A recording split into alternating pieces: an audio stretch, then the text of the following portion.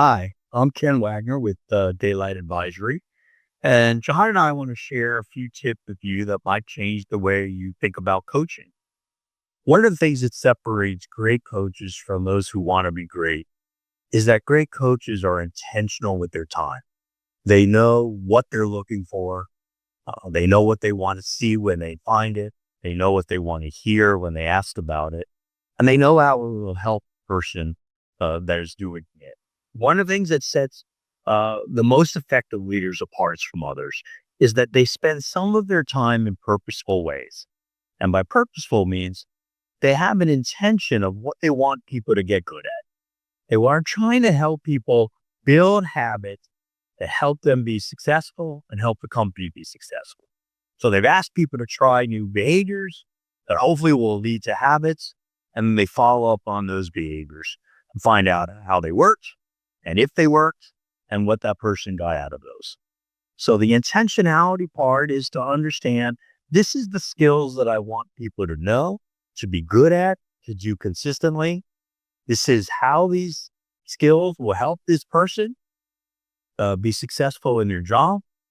And I'm going to then initiate conversations to help them not only talk to me about how those skills, those behaviors impacted them or their customer or their peers or their friends or whomever that might be, but how it's also affecting the business and the metrics that they're accountable for.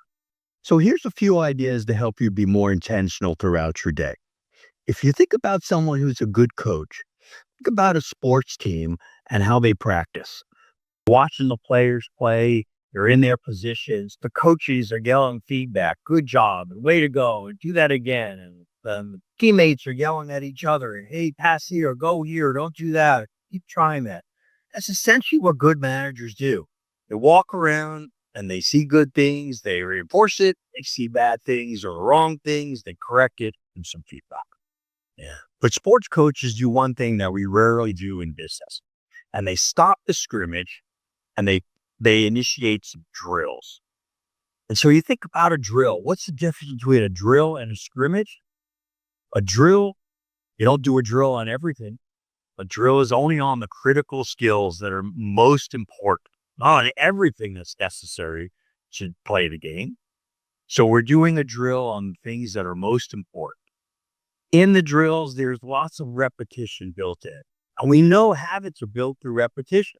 So doing something over and over again, paired with feedback, and drill has feedback built in, either a coach or a teammate giving you feedback, or the physical nature of the drill is giving you instant feedback. And there's some positive reinforcement tied to that. You see it working. You see yourself getting better. It becomes more comfortable, becomes more natural. And so the best coaches, they organize scrimmage for the majority of the practice. The team is out there doing their job, just like your team is out there doing their job.